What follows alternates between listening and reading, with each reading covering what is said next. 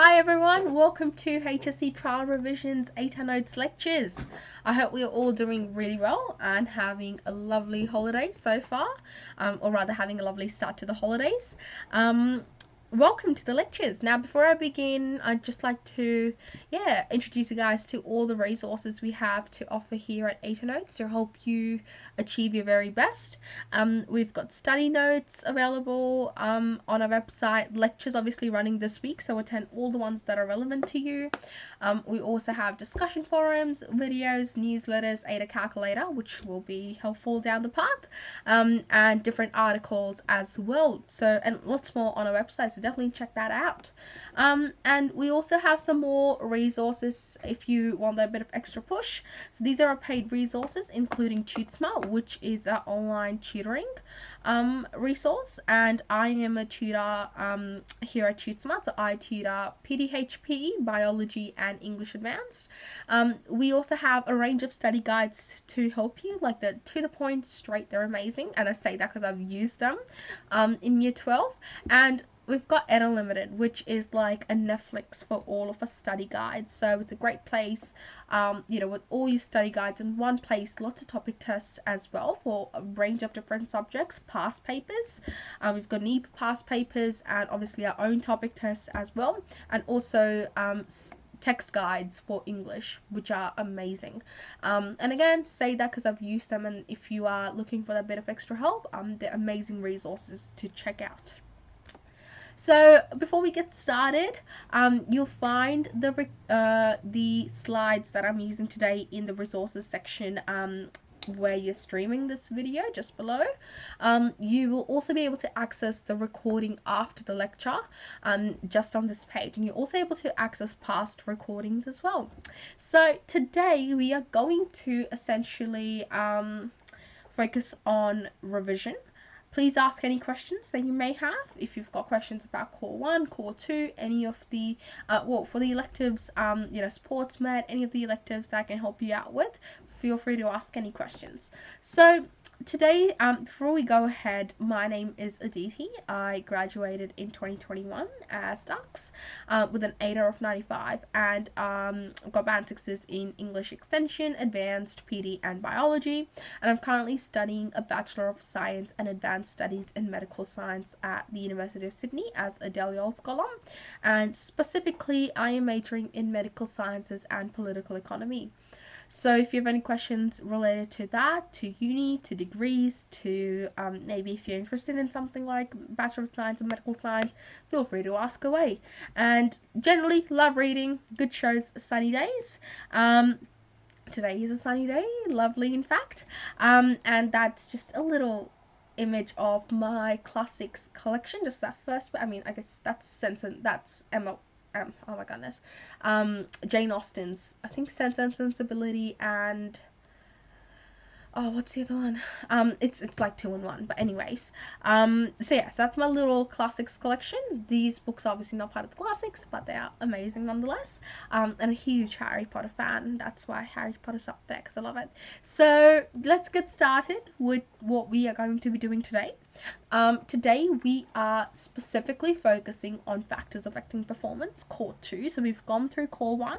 Last series revision was Core 1, and also we looked at specifically like the 2 dot points from sports medicine. So today we are going to go through factors affecting performance and how to smash trials, and also look at skills as well. So again, please feel free to ask any questions.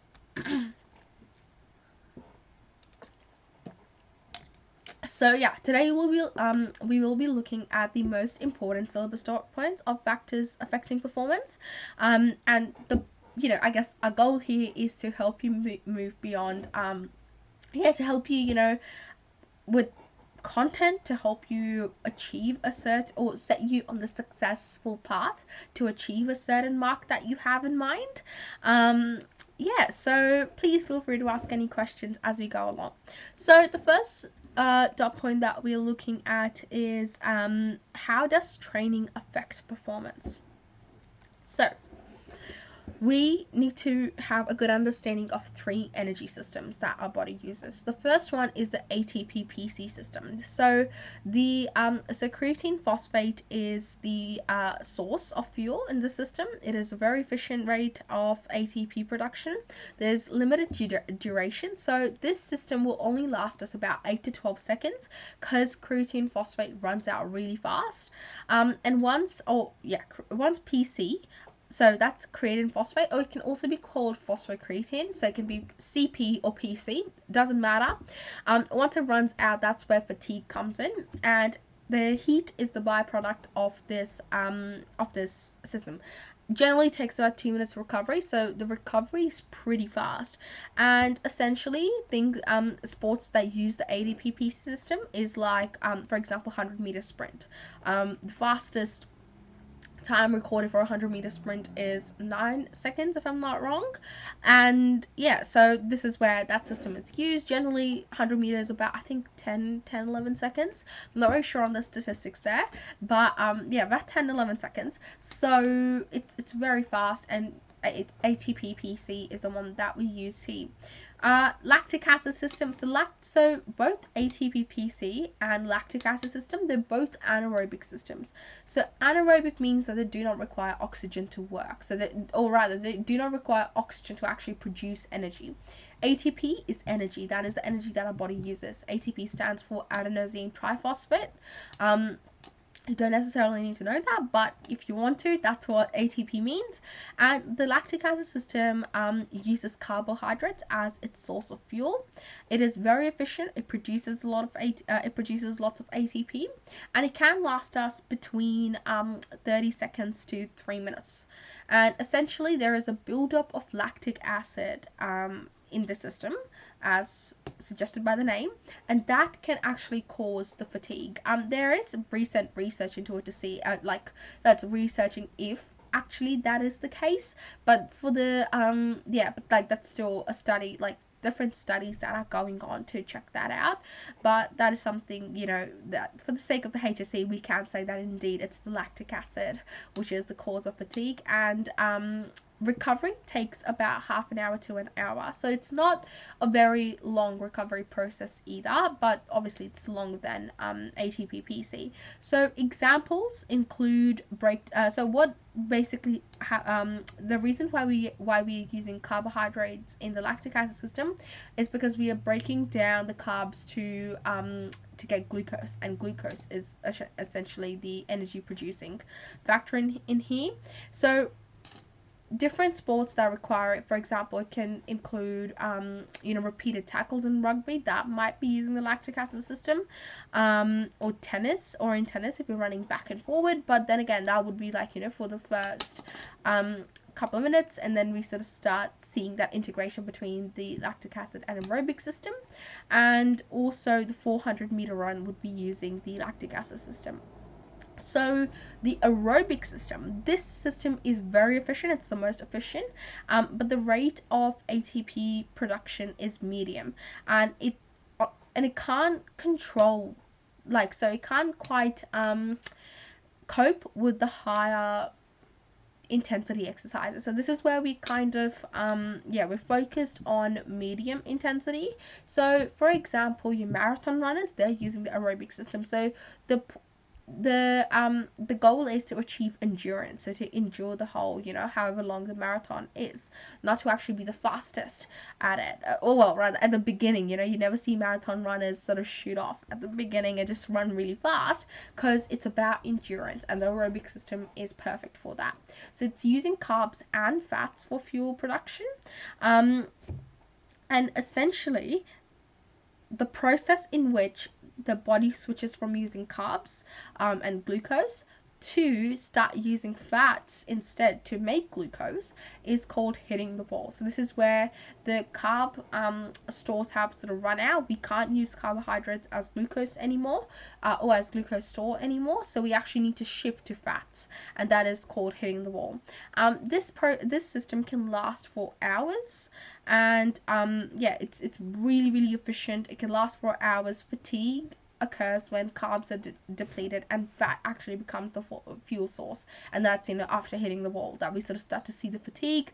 The byproduct are water, so sweat, oxygen, and carbohydrates, and the recovery is longer, so it can, depending on the event, like it can take between 12 to 48 hours. Examples include marathon running, it can include Ironman challenges, and also swimming, so longer swimming tournaments.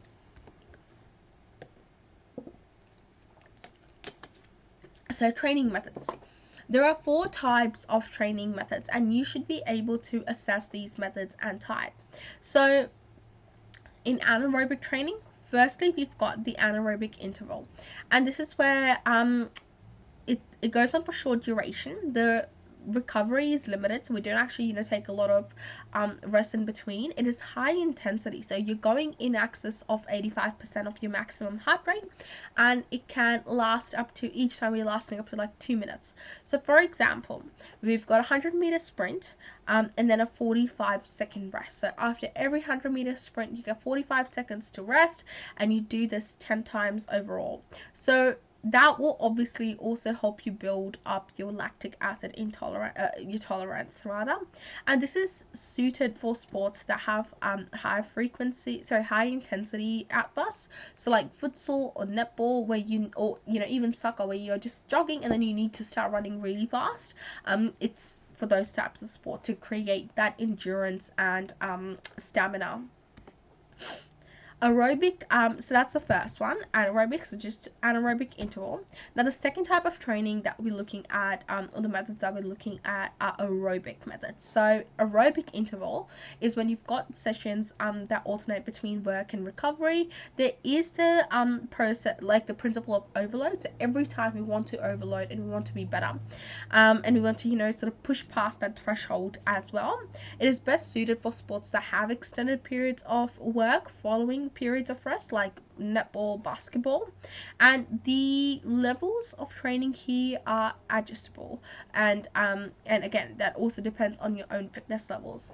So for example, you could be running a 1500 meters at 80%, and then jogging for 400 meters at 40% times 5. So 80% here refers to maximum heart rate. So you're running like 80% of your maximum heart rate, you know, running 1500 meters, and then you take a slow jog at 40% of your maximum heart rate for 400 meters, and you repeat the cycle 5 times. That's aerobic interval. There is an alternating session of work and recovery. Now circuit type of training, that includes various activities that are normally done for a set period of time before you move on to the next. So this is where you've as the name suggests, like a circuit, so there's a bit of range and variety in this one, and it is suitable for multiple types of activities like iron challenge and marathons and triathlons, so you know, events or competitions in which you're doing multiple activities, and there's that constant adjustment as well. So for example, you know, you could be 5 minutes on a bike, then 5 minutes running, and then swimming for 5 minutes. And this is where we are developing our aerobic capacity. That is sort of the key here. Continuous aerobic is essentially when we are giving constant effort, like you're going, you're going to the full of your ability, to the best of your ability, for 20 minutes to 2 hours. There are no rest period. The activity is the same, so it can become a bit monotonous, and the intensity is also the same. So examples can include running at a set speed on a flat treadmill, which actually replicates running a marathon, and this is suited for all fitness levels, and it also improves your overall fitness level as well. However, fartlek, on the other hand, is known as, also you can call it speed play, because this is where you're doing a single activity with random varying activities. For example, this is the sort of activities that you do in, like, for example, pre-season, where you're focusing on aerobic capacity, endurance training, strength training as well. For example, fast twitch muscle response. So it's best suited to sports with frequent changes in intensity, again, like soccer.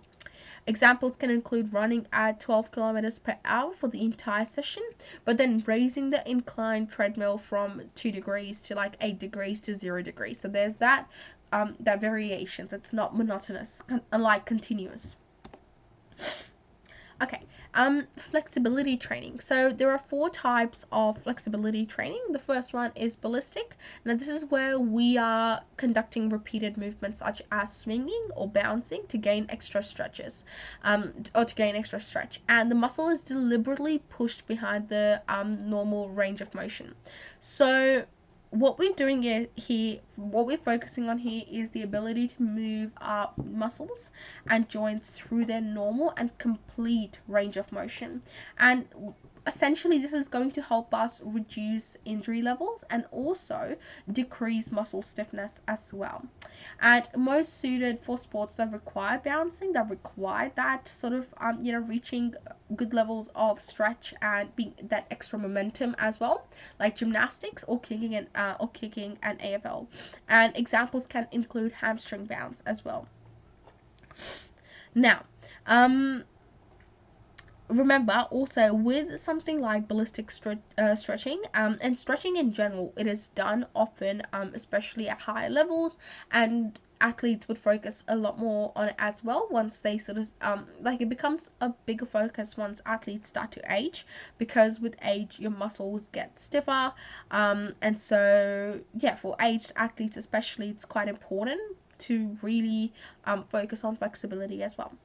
Otherwise, it can then, if you don't do that, if you don't warm up adequately and you don't stretch, you're more susceptible to injuries as well. So dynamic training looks at movements that take joints through their normal range of motion to produce temporal stretches. So often it's done as a warm-up, and it replicates movements of the game of all sports. So yeah, for example, in soccer or netball you can do walking lunges. So it's kind of mirroring, again, focusing on that leg strength that you'll need and the endurance throughout the duration of the game. PNF, this is where we're doing static stretching and also isometric stretch with resistance. So, with for example, we can do it with another person or use an object, like for example, a resistance band, or maybe something like a physical object like a training bag or something. And this is where we are taking this is used in sports that take the joints beyond the active range of motions, like hockey, rugby, and we're also focusing on extra stretch. And this is used in rehab. So after an injury, you could be using PNF stretching as a way to recover. Static stretching is this is where we're doing slow stretch to a point for 30 seconds, and this is the most common one. This is also the most safe out of all of them. Like ballistic would be the least safe, I would say. And it is most common, so static is most common. It assists in rehab, and the point here is that we kind of want to extend the muscle just so much so that we can stretch it without actually having any pain. So for example, a deltoid stretch. Okay, so strength training. Now elastic, so we can use elastic, so use various forms of elastic to provide the resistance to develop strength and Resistance actually also increases elastic stretches, resistance increases as the elastic stretches, and it can be added to any exercise. So you can sort of do it like part of any warm-up, and it's good for rehab. It is good for a smaller muscle use. It's better suited for that, like rather than to try and do muscular hypertrophy using elastic stretching or resistance bands. You can focus on smaller muscle movements using resistance bands and elastic. So things like javelin, arm wrestling, where you focus on a certain set of muscles. Fixed refers to machines that lift weights through a pulley system.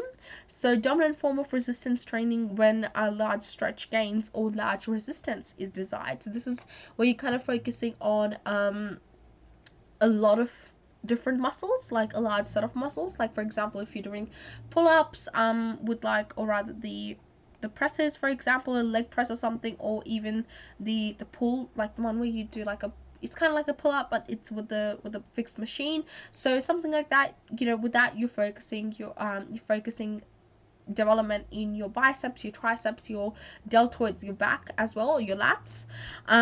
So they are better for, like, you know, they're better for targeting a range of muscles. So it helps with techniques, and it also helps us achieve full range of motion with equal resistance. So for example, leg press, Smith machine as well. Now, free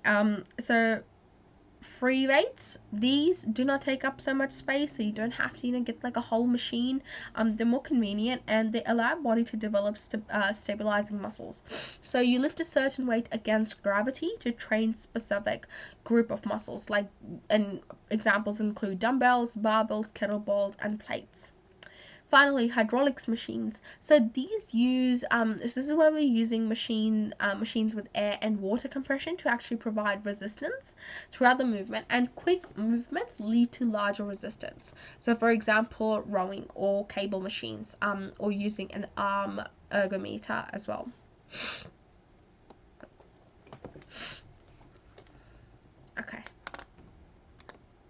Okay, let's have a look at the principles of training. So every time we train, you know, there's obviously has to be a purpose for it, and our principles for training want us to, and these principles have to be applied to our training in order to continuously improve our training. So reversibility is when, if your training stops, all gains are lost.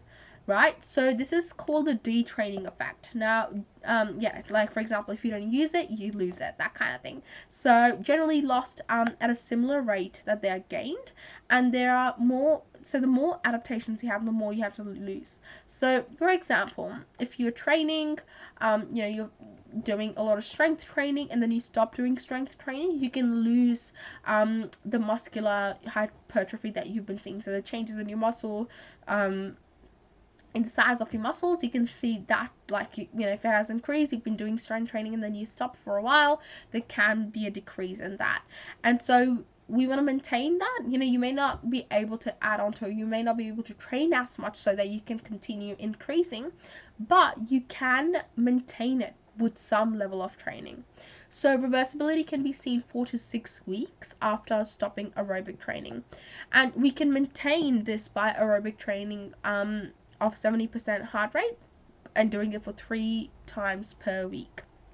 So we can see reversibility 2 weeks post stopping resistance training, and we can maintain it by doing 1 session per week of previous intensity. So even if you can't commit to like continuing it, you still want to be able to maintain it.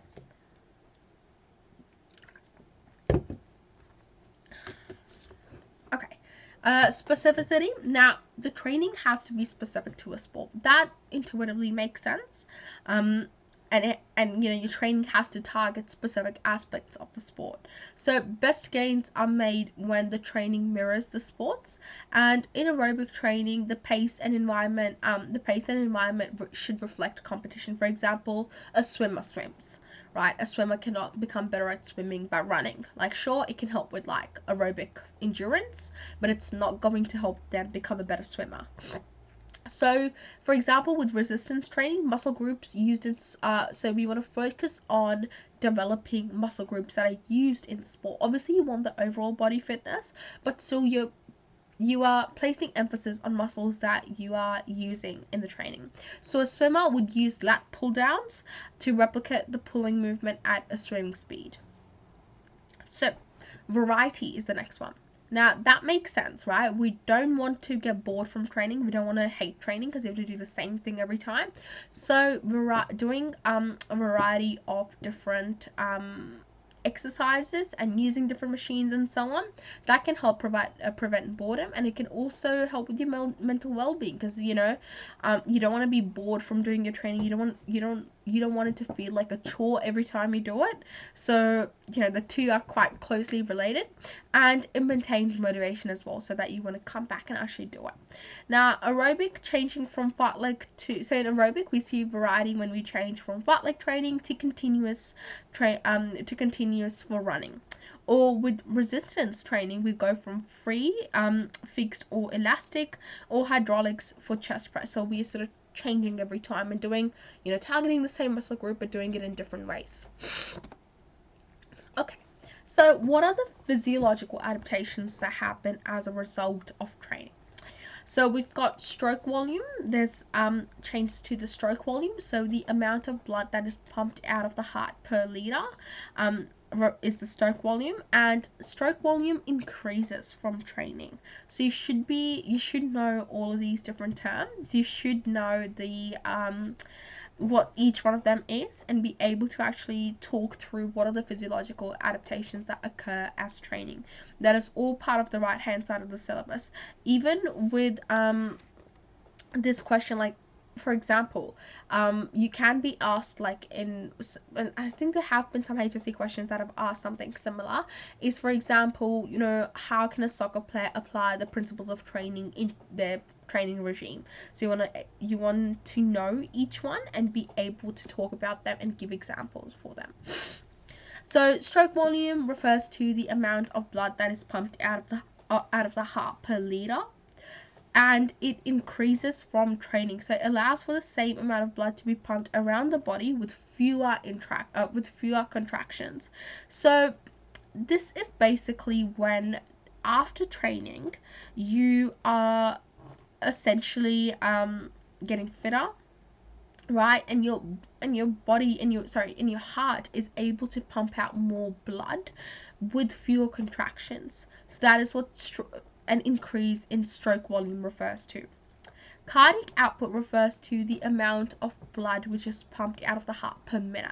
So the difference between stroke volume and cardiac output is that stroke volume is the amount of blood that is pumped out per liter, and then cardiac output is blood that is pumped out per minute.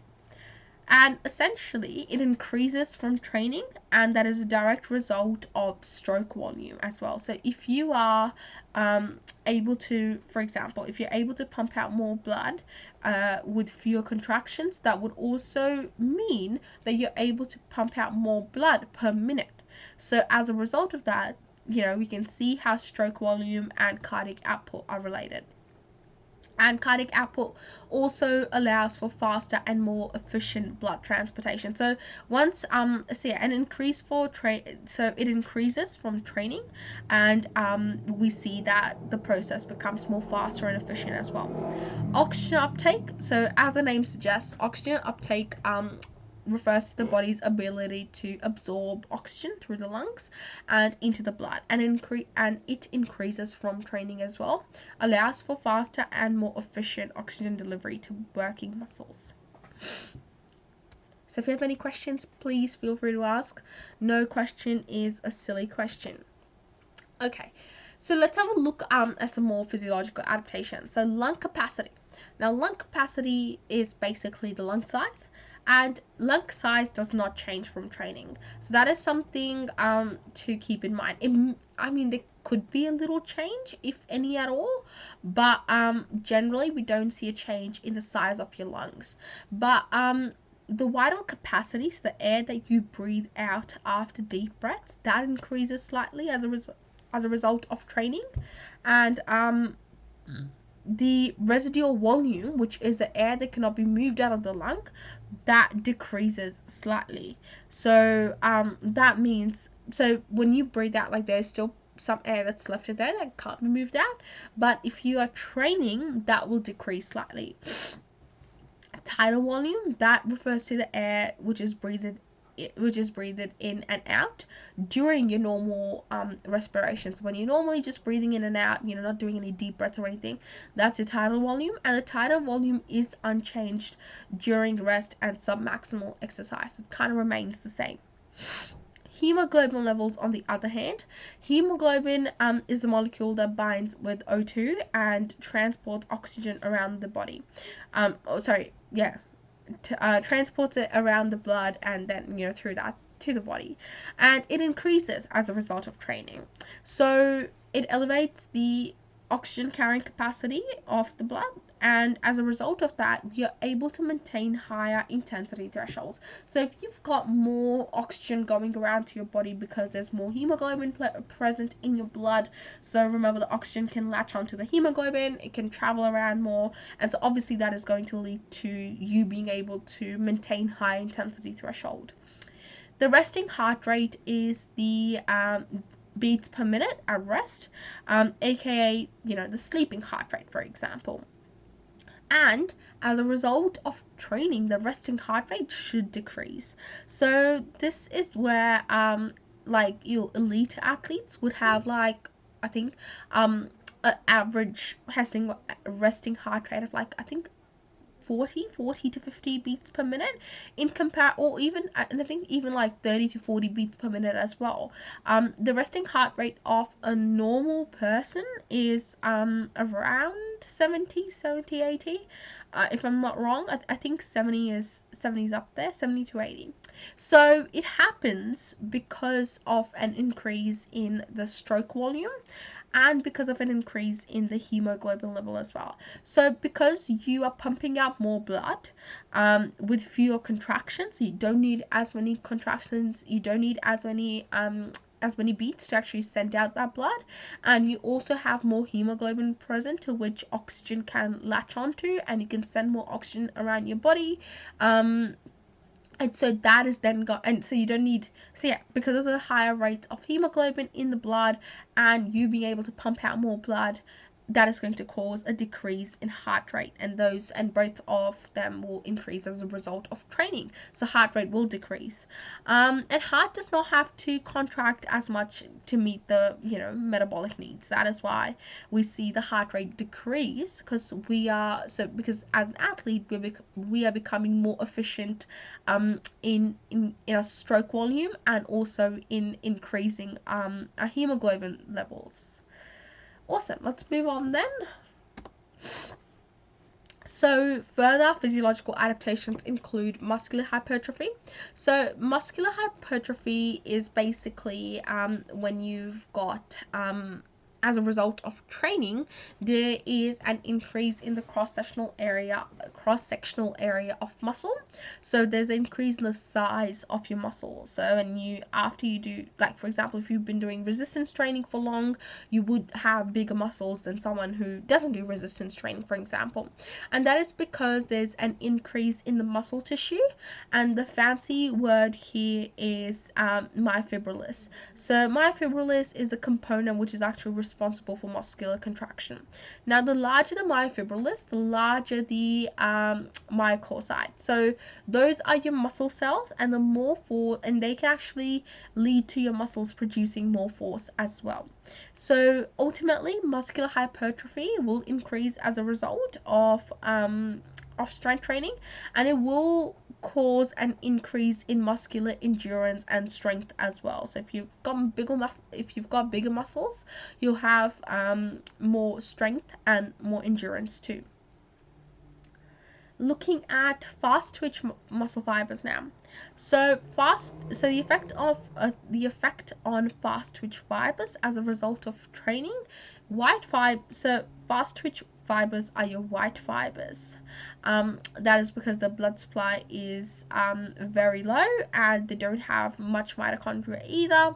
So white muscle fibers, they take a shorter time to reach peak force and fatigue faster. So someone who is, for example, a marathon runner, someone who is a 100-meter sprint runner, they would have a high proportion of fast twitch muscles in comparison to red twitch muscles, because fast twitch muscles, so there's no change to the percentage of fast twitch muscles. It is sort of generally what you have, and some muscles would have more fast twitch than slow twitch fibers. Some muscles would have it the other way around. So for example, your calf muscles would generally have more fast twitch than slow twitch fibers, they would have slow twitch fibers more than fast twitch fibers generally, and for both of them, there's after training, there is no change to the percentage of fast twitch fibers.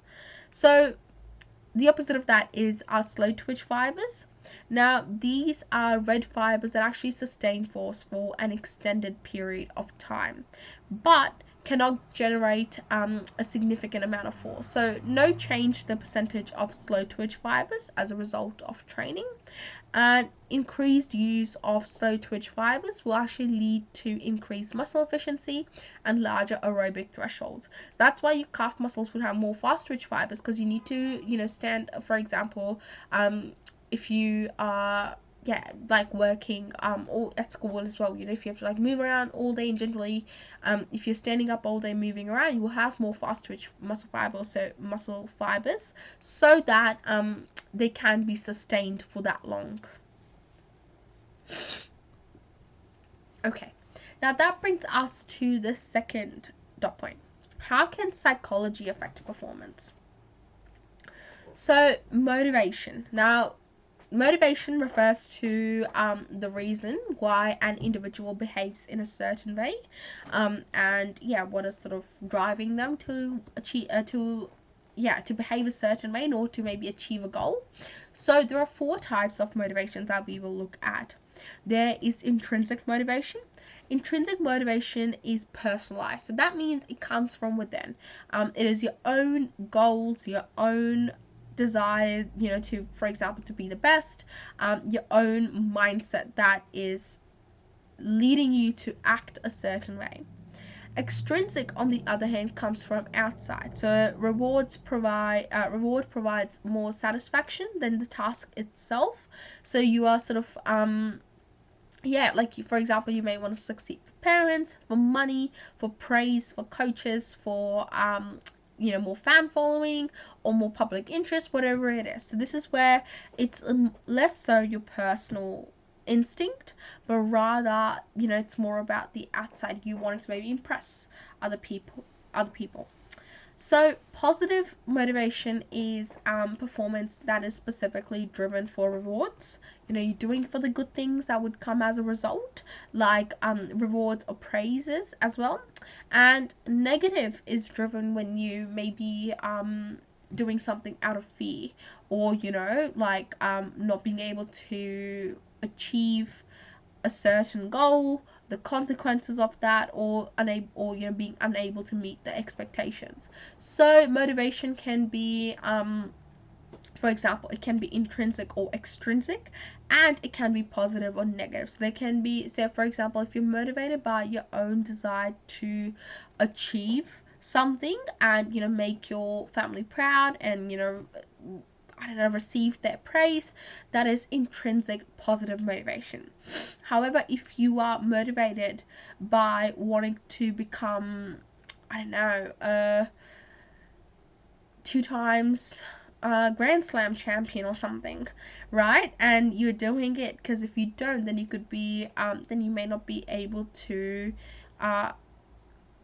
enter another championship. I don't know, that not very likely, because you're not stopped from entering the championship if you don't win the other one. But let's just say right now that's it. That's extrinsic negative. So you can have multiple choice questions which ask you to define things as intrinsic negative, intrinsic positive, or extrinsic positive, extrinsic negative as well. Okay, so psychological processes that are characterized by fear, worry, or the concern about certain situations, that is anxiety. And there are 2 types of anxiety that we need to look at.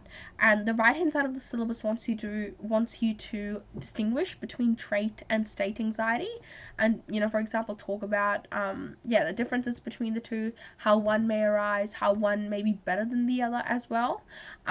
So trait anxiety is anxiety that is individualized. It's something that you may generally be very anxious all the time. So it's evident in daily activities like nail biting, sweating, increased heart rate. State anxiety is when it develops as a result of for example, like as a result of a certain situation. For example, you are playing a big match and you are anxious then, so it is, so yes, you may have anxiety when you're playing, when you're in the middle of a game, but then it stops after the game. That is state anxiety. And a good example of that is, for example, when you're doing a penalty shootout in soccer.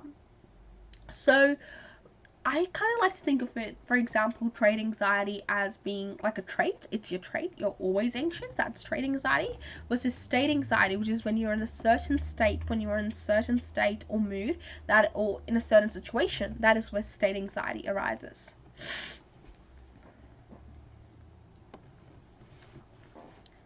Okay, so sources of stress. Now, stress is a psychological response that the body produces through cortisol, and cortisol is the hormone that is responsible for like your fight or flight response. So if you, and basically does that by increasing your glucose levels in your body when you are in a fight or flight response situation. So yeah, and it's a stress hormone. Essentially, it is stress is a psychological response in response to the demand placed on the body. And symptoms can include muscle tightening, it can include increased heart rate, increased breathing rate, and also headaches. So it can occur via personalized pressure. The athlete themselves can, have like internalized pressure, competition pressure as a result of matches or opponents, social pressure, so family, friends, coaches, and finally physical pressure like playing under game pressure. So optimum arousal is when the level that refers to the level of excitement and readiness for a sport. So essentially the exact point to perform at the best. And if you have, so if you are too aroused, or or not as aroused, or too anxious and not as anxious, like you don't care too much, that can sort of be the that can sort of throw you off balance, that can affect performance. So it is specific to the sport, but this is what we see, that this is the best area of performance. This is called the inverted U hypothesis, that we are peaking here at the U, just at like the convex here, the concave here of the U, and this is where you've got boredom, low pressure, and this is where you are very stressed, you're very anxious, and you're very unhappy. So the best bit, like the best part of the U to be at, is the middle, because this is where you are still caring about the game, like you still will have pressure, but it's not to the point where the pressure is clouding your ability to play. So Mark Viduka, the world's best striker at the time, missed a penalty shot because he was too aroused. He was over here, so the high bit here. So performance goes low when you are too aroused, too anxious. Adrian Morley was sent off after his first tackle of rugby because he was too aroused. Again, being too nervous, too anxious, and just too aroused. That can actually also really lead to can have a really significant effect on your performance.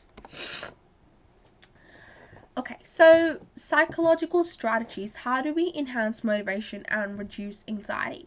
So this is where we look at different strategies to help reduce anxiety. So concentration is first. So concentration is when we are obviously, we want to gain that ability to focus on the task on hand, not focus about any other thoughts, any other feelings, any other anxieties. And meditation can help with that. It can help you feel present in the moment, and it can counteract anxiety. So sports like, for example, diving and golf, they require high concentration.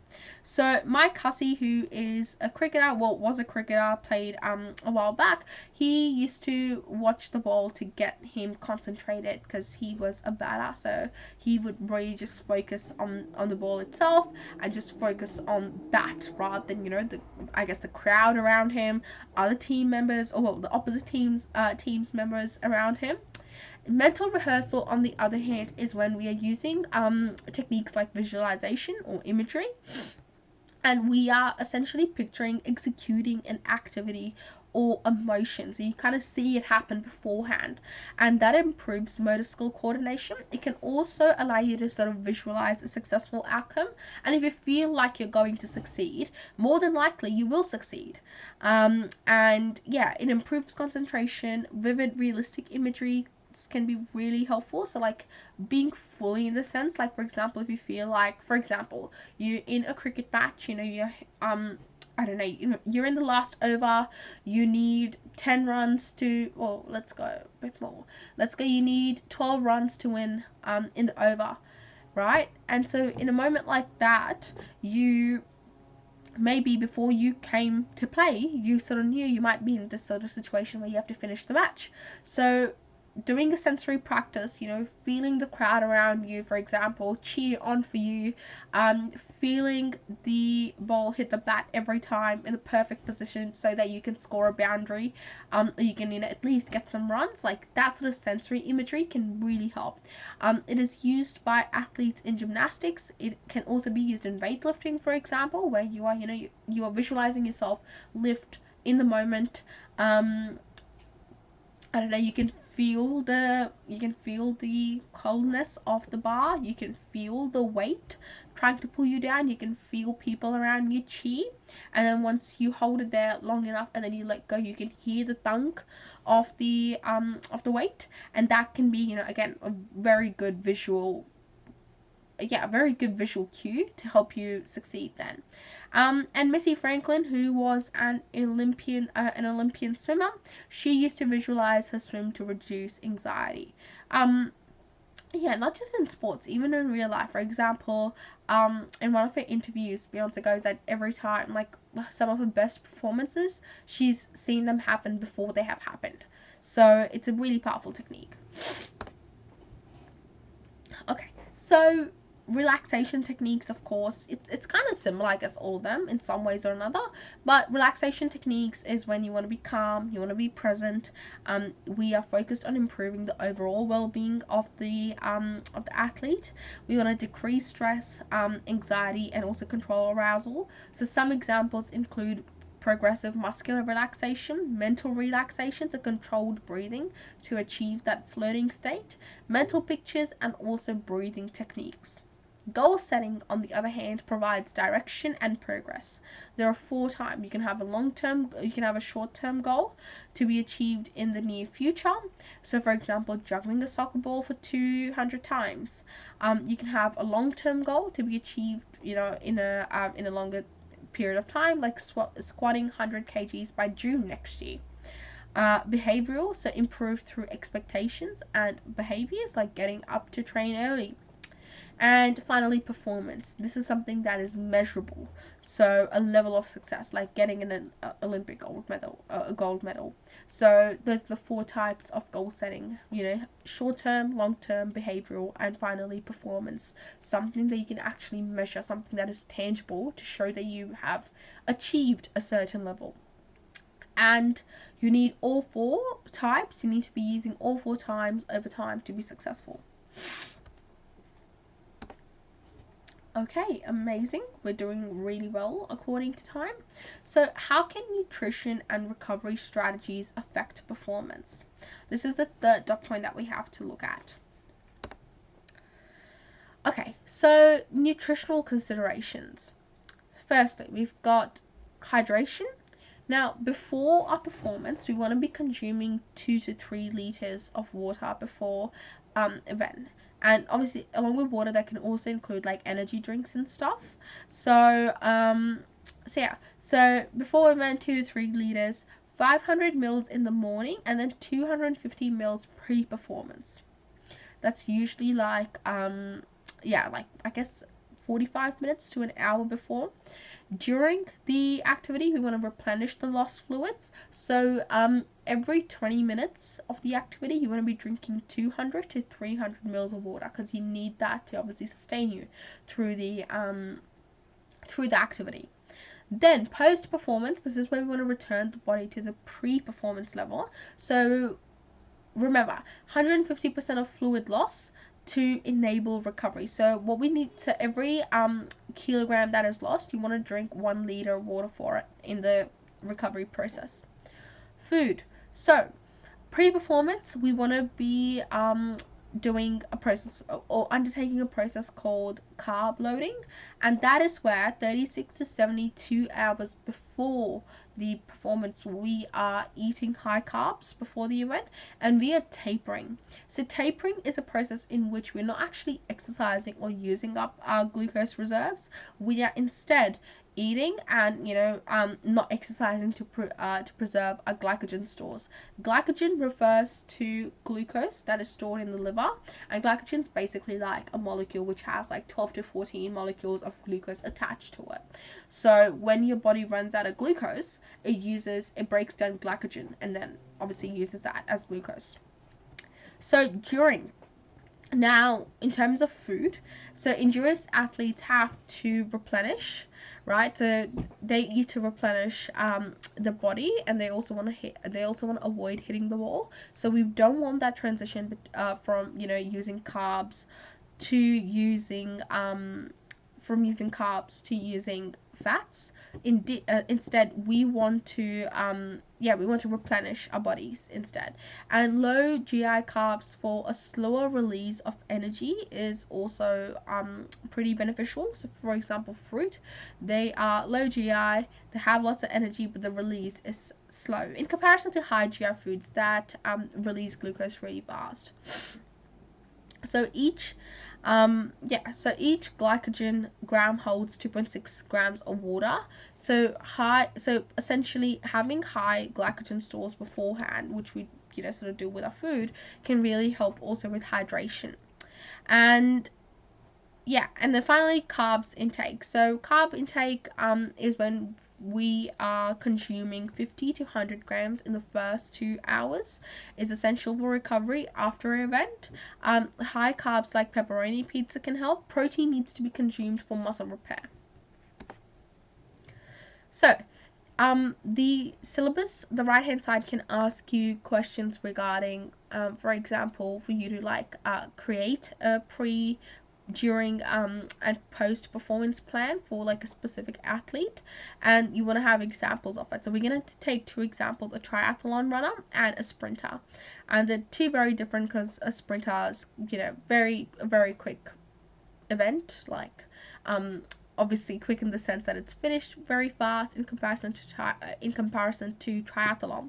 So pre-performance, a triathlon runner carb loading is essential for them, and 2 to 3 liters before an event. So 500 mils in the morning, 250 pre-performance. And because they are going to need that energy, triathlon runners, and obviously they can't, drink water to, they can't, obviously they can drink water every 20 minutes, but imagine someone who is running like in the Olympics or something. We kind of have to be very wise with the time that we're spending on it. So they may not be able to go 200 every time, but that's sort of the desired state, 200 to 300 mil. And they can also drink Gatorade and or water, so they can use both. And lollies can be used for a quick burst of energy, so very high in sugar, so you can use them. And post performance, they have to eat a meal which is high in carbohydrates to get the body back to their pre-event level, and 150% of fluid consumption for recovery. So that's for a triathlon runner. Now for a sprinter, they are going to use ATP PC system, so that means they don't actually need their carb loading because it's not really going to help with anything. They're not going to use their aerobic system, so glycogen that they need is already stored, so they would have some water, so 500 mils of water, and a high GI carb before the game for quick use. So for example, some trail mix for example. Now, during the sport, they can take small sips of sports drinks like Gatorade and small sips of water as well. But yeah, that one obviously depends on the distance, like a 400-meter, I would say, or 800-meter even, like that's where you'd probably maybe take a small sip, but generally we don't see that very often, but you can if there is a need to. And finally, post-performance protein-filled meals like burrito bowls to repair muscles, and 500 to 1 liter of water. So 500 mils to 1 liter of water, or 500 liters, obviously. Okay, so now let's have a look at supplementation and what is happening when it comes to supplementation. So our body obviously needs nutrients from a diet, and they include firstly minerals. So minerals are elements in the food that our body needs. For example, iron. Iron is responsible for hemoglobin, and it helps with the transportation of oxygen through the body. And calcium is important for bone health. So vitamins are inorganic compounds that maintain body function. So food is the main source here. Vitamin D helps the body absorb calcium, while vitamin C helps in the absorption of iron. So, both iron and calcium link to sports medicine. If that is one of the electives that you've looked at, we looked at it last in the last series lectures where we looked at 2 points from it, and we looked at how, for example, adult and age athletes and female athletes, they require high levels of iron and calcium in order to keep their bones strong, and yeah, to keep their bones strong. Really, that's the big one. So essentially, the reason that iron and calcium are important is that iron deficiency can cause the body to work slower. So women have a higher need of iron than men because we lose a lot of iron through menstruation, and supplementation would be beneficial for enduring training, right? So the right hand side of the syllabus will ask you whether or not you should be, whether or not you should be using supplementation. And that is a question that we need to consider, like a lot of the context of the question asks you, okay, we've got a female runner, she is in her mid-30s, 40s, so we know that her iron levels are going to probably, well, obviously her calcium and iron levels may not be that high, especially for women after menopause. Their bones become very brittle because of low levels of estrogen, and as a result of that, that's where supplementation can come in. But generally, supplementation can, like, it's not needed if you are already consuming plenty of foods that are actually high, for example, in iron and calcium that you need. So, for example, eating foods that are high in iron, like red meat, beans, leafy greens, like spinach, for example. Now, with calcium, it supports all people, especially the elderly, because calcium is important for the bones. If your bones don't have enough calcium, they're going to be brittle, which means that you have an increased chance of breaking a bone every time you fall. So, yeah, so essentially, supplementation is deemed necessary, again, if an individual consumes more calcium rich food. So, dairy products, almonds, and so on. Those are pretty good sources of calcium. Okay, supplementation now for proteins. So proteins are building blocks of tissues. Everything in your body, like most of the structures, they require proteins. So proteins are essential. Now, proteins can increase muscle size. So protein can increase muscle size and also the rate of recovery, and it can be increased via diet. But too much protein actually can cause calcium excretion through the urine, which can then cause osteoporosis. This is where, if you're getting enough protein from your diet, you don't want to consume supplements that are rich, like you don't want to consume protein supplements, and also because protein can also be stored in your kidneys, and it can also affect kidney function.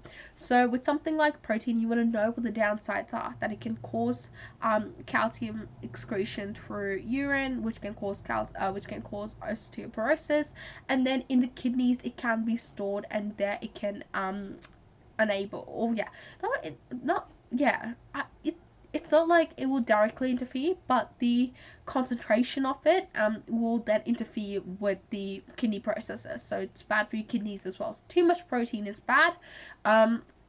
Too little is also bad. So we want that balance. Caffeine is a stimulant that can be taken in a tablet or liquid form. It enhances endurance, increases alertness and concentration. It can be dehydrating though, and it can also lead to increased arousal levels. So it can reduce fatigue, like I said. However, it can, you know, if you are taking too much caffeine, it can actually also impair your fine motor skills, control, and technique. And over a long term, it can lead to difficulty in sleeping, and, you know, restlessness as well. So we don't want to take supplementation of that. And finally, creatine. Now, creatine is one that usually pops up a lot, especially when we are talking about like sprinters and stuff. So they may choose to take creatine supplementation, but creatine is, again, sourced through food and body cell production. It resynthesizes ATP faster. There's 5 to 8% uptake in the anaerobic capacity. It reduces muscle fatigue. It can cause cramps and muscle spasms, and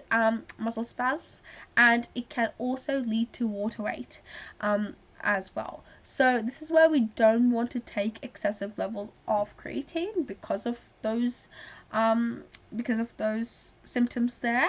It can lead to pulled muscles as well, but it's good for explosive momentum. It is good for explosive movement, but it's not good for, obviously, if you're already having enough creatine in your diet.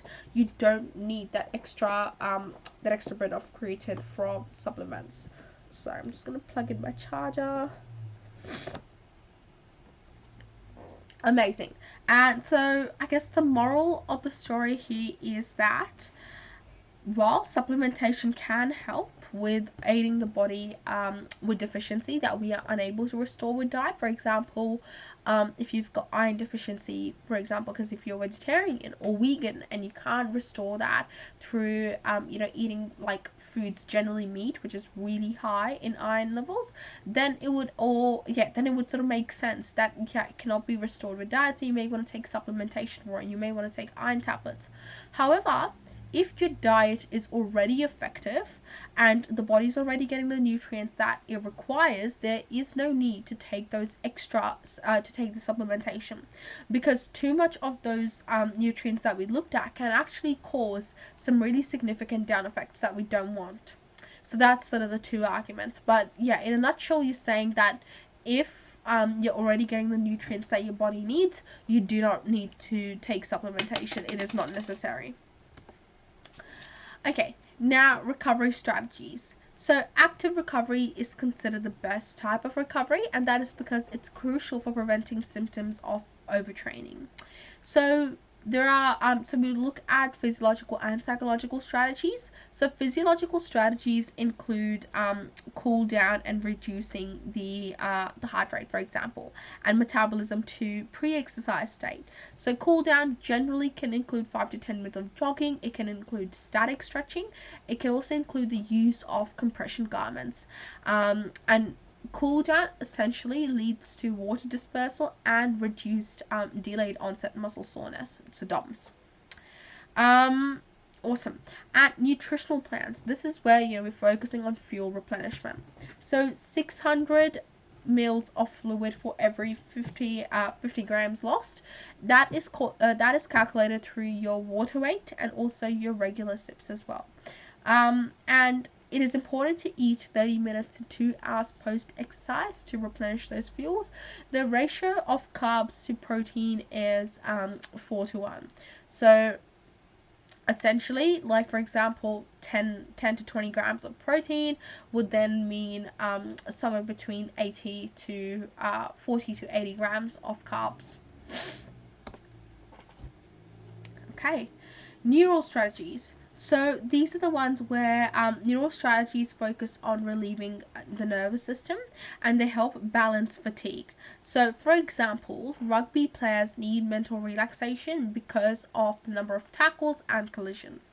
So there are two ways in which we do this. So we've got hydrotherapy, which involves the use of water to actually soothe the pain, and we're also eliminating jarring movements and accelerating blood flow.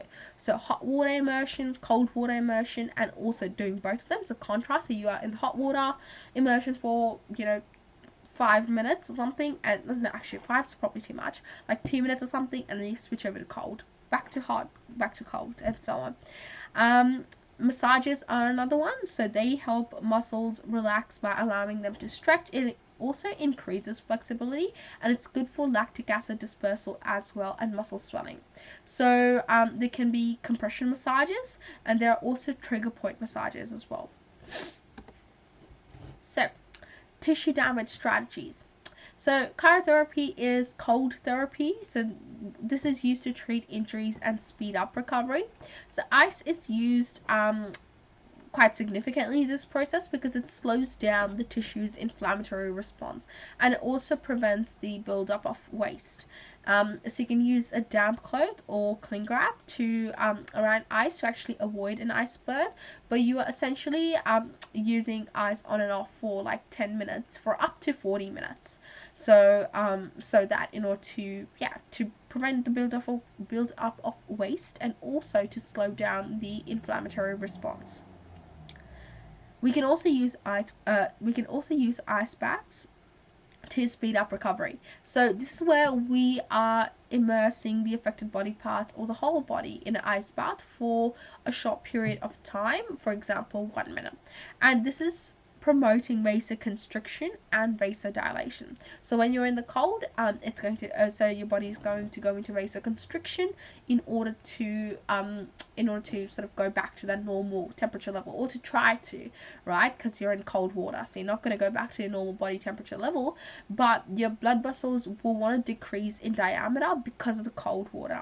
And when you get out the ice bath, and or if you're using ice just like generally, just generally on the injury area, then your blood vessels will dilate, so they will become bigger, and that is going to promote the blood vessels to deliver blood that is oxygen rich into all the muscles, and that actually stimulates recovery, the on and off of vasoconstriction and vasodilation. Okay, having a look at psychological strategies. So individualized relaxation techniques that calm the mind and the body. So that can include firstly hard training, and so after hard training and demanding performance, that can cause low concentration, lack of motivation, and increased anxiety.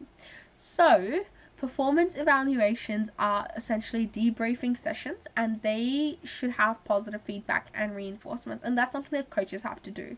They have to focus on the process of the softball on the softball game, for example, but not like the outcome. Obviously they would care about the outcome. Like, I think it'd be obviously it'd be wrong to say that they wouldn't care, but coaches should focus on the process, on where athletes went right or wrong, and then work on that, and that's what your elite coaches, your elite athletes do. They focus on the process, and if you're able to focus on the process, if you're able to care about the process every time, generally the results tend to follow.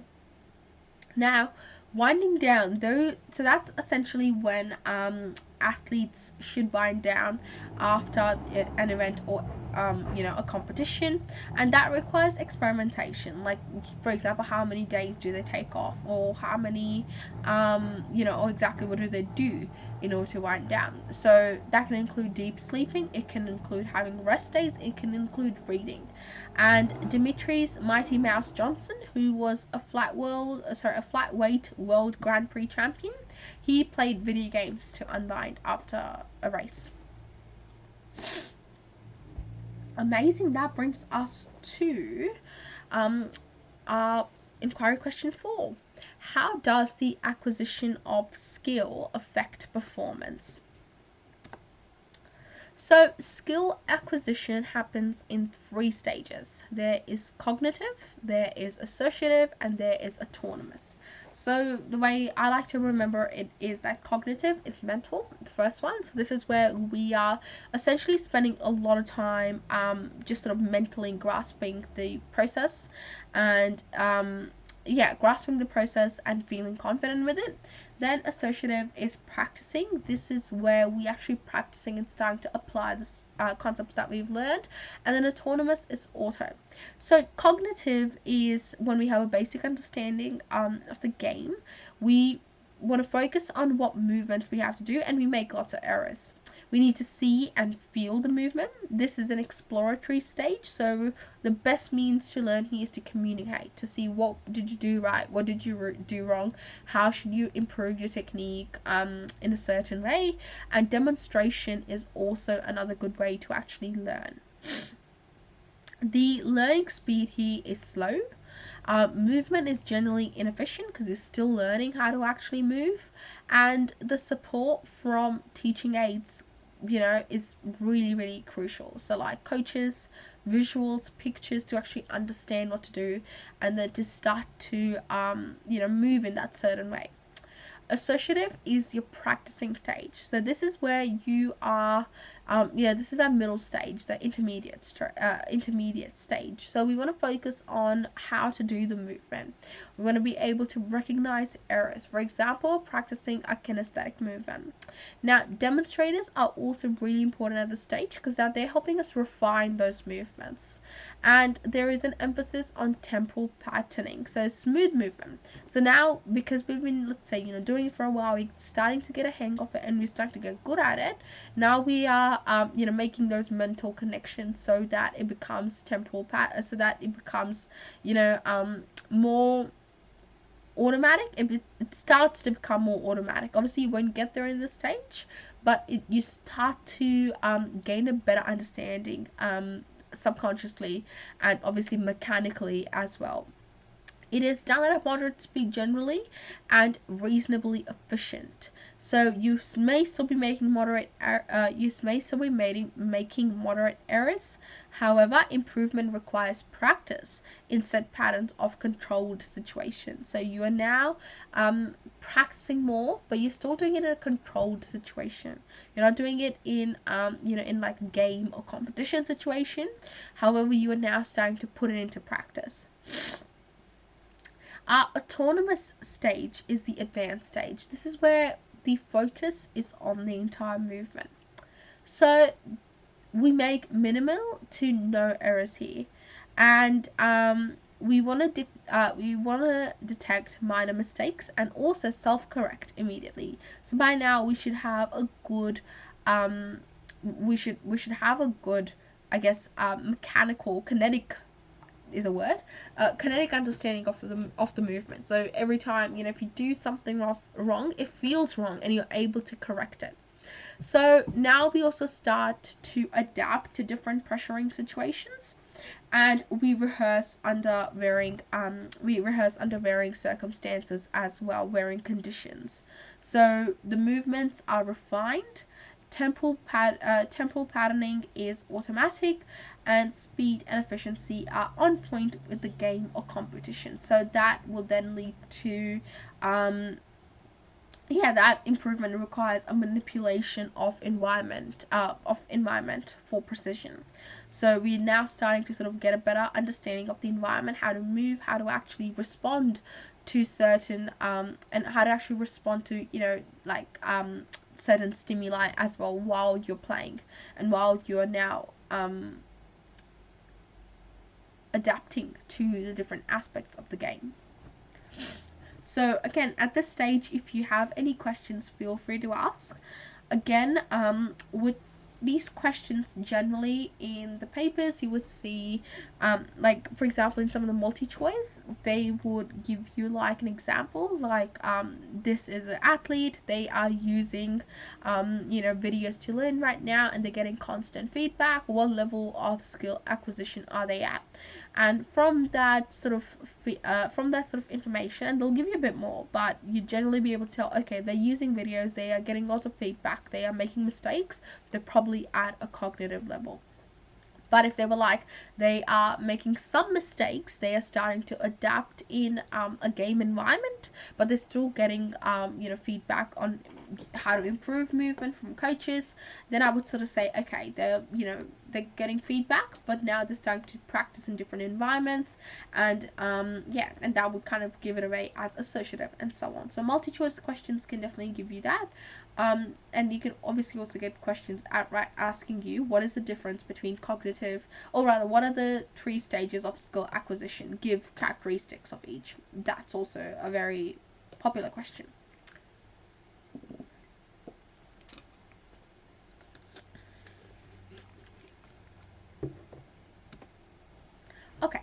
So let's have a look at the characteristics of a learner. So essentially, learning how to acquire certain motor skills, it depends on each athlete. Everyone learns differently, everyone moves differently, everyone has a different, obviously, way of thinking about things. So every learner will have different characteristics, and no two athletes will acquire the same skill at the same pace. Some, may pick up really fast, but then take time to adapt to different situations. Some may take time to actually learn the skill, but then be really good at technically adapting it.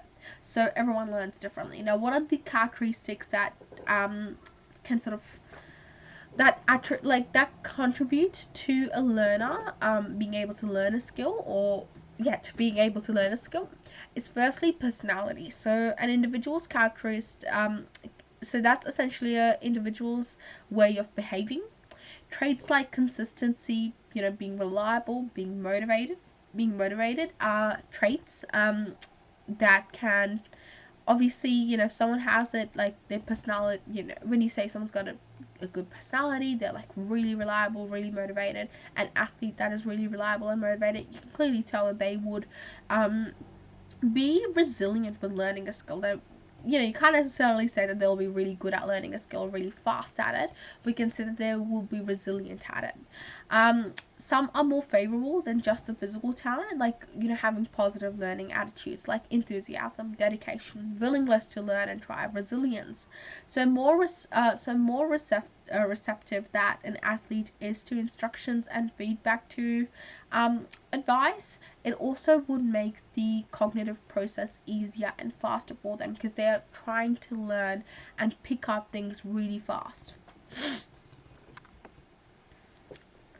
Heredity. So heredity is inherited from parents, inherited from your ancestors, and people can acquire skills quickly and perform well despite not being physically suited to a sport. So that can happen. They can pick skills, they can really work hard at them to acquire them, although competition may suffer. So for example, a short high jumper can still perform well, but they still would have that disadvantage of not being able to reach as far as someone who is taller than them. So that's hereditary. That is how, that dictates how they would go at the sport. Now, fast and slow twitch muscle fibers, which we have just looked at then, they also can influence success. So the higher percentage of fast twitch muscle fibers, the higher success you would have in sprinting, because you have those high twitch muscle fibers which are more suited to sprinting and, to explosive movement in comparison to slow twitch muscle fibers. Now, gender also can affect that, so male versus female competitions. Height and weight are also different characteristics, so height and weight can provide considerable advantage to some players, and it can make associative stage easier as well. So conceptual ability, this is where the ability to visualize movement in the first stage, and being able to again, visualize and see yourself in that moment. Somatotype is another one that refers to the characterization of the human physique. For example, mesomorphs, they are muscular and they have low body fat, and that kind of physique is good for an AFL player or a bodybuilder. Okay, now looking at confidence. So, in terms of confidence, a firm self-belief is critical to improvement and develops from experiencing success in learning situations.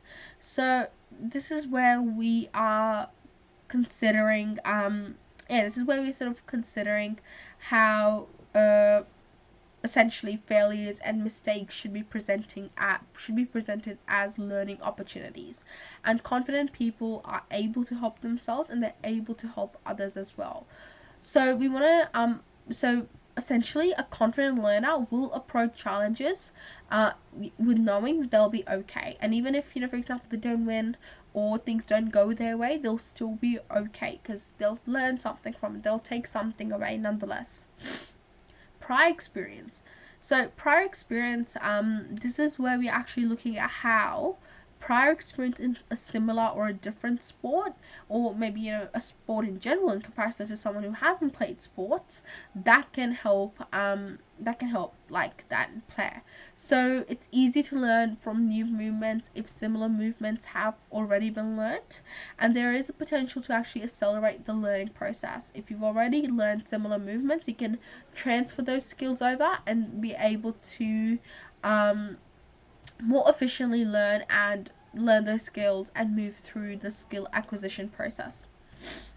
So lateral skill is when one task is similar to another. For example, a background in tennis is similar to a backhand in tennis is similar to a backhand in squash. So you'll be able to pick that up quite quickly. You know, if you played tennis, you should be able to pick up a backhand in squash faster than someone who hasn't played squash and is learning tennis for the first time. Vertical transfer is when we are mastering a low order task to then complete a harder task. For example, kicking with a kickball to then practice freestyle. Now, ability. So the ability of a learner is the way in which an individual is able to learn, process, and implement new skills. And this incorporates like a large range of factors like acuity, having sharpness, perception, reaction time, intelligence. So everyone has different abilities. Everyone will use and express that differently. So this is where you're kind of referring to an athlete's general competence in the skill, sport, or exercise in general. And learning a new, and sometimes, if someone who is competent in the sport, who's able to pick things up fast, who's perceptive, they may be able to learn new skills faster and actually speed up in reaching the associative level of learning. Now, capacity to read a game. This is where athletes can view things before they happen. And more precise, and this is where the anticipation, if you have the ability to sort of start anticipating things from the cognitive learning level, you'll be able to progress through to the autonomous level faster. And then at the autonomous level, you would have already developed that skill of being able to adapt in new situation. So yeah, we're more precise in skill execution as they can refine movements more thoroughly and helps athletes readily execute the required skill, which results in them having greater ability as well. So let's have a look at the different performance elements. We've got decision making versus strategic and tactical development. So decision making refers to the various decisions that an athlete will make, in the course of the game, the event, in the career, and essentially they are, when we are practicing decision making, before an event, before a competition, we want to replicate the game, and that is how we will best improve. It's by replicating the game and the conditions. So how do we actually achieve it? We achieve it through observation, like coaching boards and demonstrations to reveal the thought processes of strategies. Also observing through watching highly skilled players. That's something that a lot of young players would do who are just starting out, is by watching skilled players, watching and reading about them to sort of see how they approached a certain game, a certain situation in the game. Questioning is another one. So this is where we are highlighting options and working through them. We can ask questions like, what do you do if? Or what do you do if this happens? Or what do you do if that happens? How do you actually best respond to this situation? So whole approach is one way in which we kind of look at the game plan is taught as a whole to then see the overall strategies, and then we break down into smaller skills. So I'm just going to grab a tissue.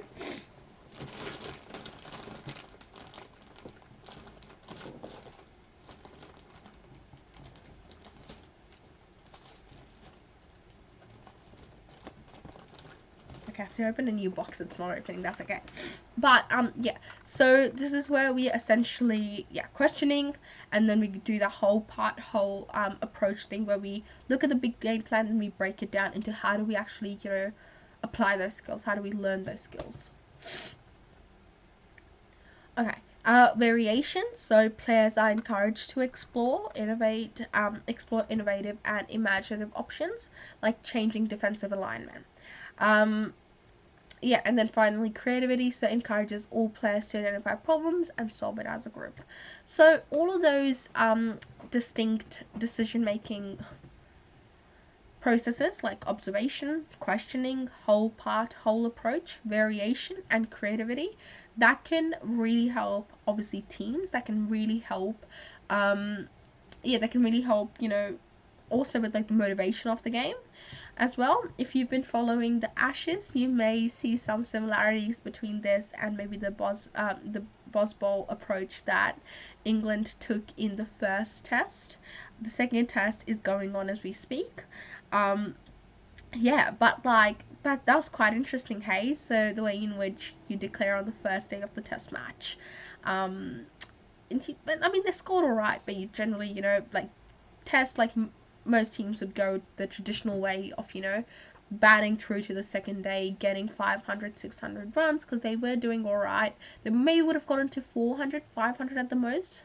But yeah, like that's quite interesting to see how players are able to to try changing their defensive strategy to a more attacking strategy, and that is something that athletes, even those at the autonomous level, will continue to do in order to adapt to the best of their game. Strategic and tactical development. So this is where the overall method used to achieve a goal, and we are gaining an advantage over the competitor. That is kind of what we want to do, and we do that by improving our technical efficiency, understanding the game, and also having good execution of the skill. So players who understand the game and how it works are better in various situations, and they're more successful in executing strategy as well. Now, strategy and tactics, they have to be practiced to ensure that the timing is correct and the execution is smooth as well. So this is the associative stage where we're now looking at gaining a better understanding of strategical and tactical precision, and focusing on timing, focusing on movements being sharp. Now, strategy and tactics, they need to be clear, and each player needs to know what their role in and how to execute it well. So if I go to my earlier example of the Ashes, the first match, England chose to bat after they won the toss, I believe. And how every player knew that they had to sort of be attacking, not defending. So we start the first ball of the match with a 4, which was really cool because the last Ashes started with a duck. The first ball was out. Amazing one, by the way. It was Mitchell Starc. I can't remember who the player was, but I can't remember, but the first ball was out. This time England started with a 4 instead, so that was pretty cool. Obviously for them. But yeah, it's sort of that stage, and then everyone in the team knew that they had to bat aggressively. There was definitely some very interesting shots, very aggressive, a very head-on strategy as well. And that's something that we see in all sports played at the highest level, is that each team member knows what to do, they knows what is expected of them, what the strategies of the game, and how to actually approach that and make good decisions in regards to that. So for example, changing the player system in soccer from 3-3-4 to 4-3-3. So that can, again, depending on the situation of the game as well. So we have different practice methods as well. So we've got massed practice, which is more practice. There's continuous sessions with smaller rest periods. So we work, and this generally works for skilled and motivated athletes. Like for example, passing in soccer. So you're continuously doing that. Obviously, this fatigue is a factor in this. Boredom is another factor in this, but you're more motivated and skilled athletes are able to um, you know do continuous sessions with smaller rest periods. Just distributed practice means decreased practice, so shorter periods of practice with longer breaks. And this is where it can be a rehearsal for another skill, or for a break, or even for feedback. And essentially what we're doing is that by by sort of doing different things in the decreased practice and doing distributed things, it can allow us to improve on more skills, or to take a break in between, or to actually get some valuable feedback. Okay, you did this right, you now need to focus on this, and so on, and be able to improve those different aspects of the game. And this is often done for more skilled and less for less skilled and less motivated athletes. So athletes that would get, and this is usually in the cognitive stage where you're just learning the skill, so you would get motivated, so you would get demotivated quite quickly if you don't get it. So this is where we're going different things and we're switching it up each time. So you get feedback, you do something else, you get feedback, you do something else, then you may come back to the first thing that you did. Hopefully you will apply that feedback and then move on, apply that feedback, move on, and it's that changing the feedback, and the change in pace that would be more beneficial for that less motivated athlete. Now, it is helpful to teach boring skills, for example, passing in basketball. Doing it in a distributed way. Like for example, you pass a basketball for 10 minutes or something, then you focus on dribbling, then you may be focusing on breaking up a layup.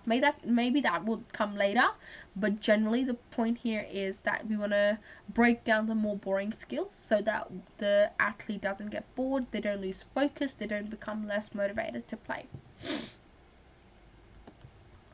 So whole versus whole versus part practice. So whole refers to when we are doing the skill in its whole version, right? Versus using discrete.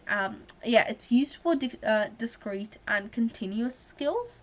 So for example, it's good for teaching swimming or running. So we're doing the whole thing together. It's continuous. For swimming, you're not gonna sort of break like you're not going to break a stroke up into different parts. You have to do it as a whole. You have to do it continuously. So this works for when the technique is whole, the movement is whole. Part by part works for skills that can be broken down into different pieces. So you can break it down, learn them each individually efficiently, and then bring it back together.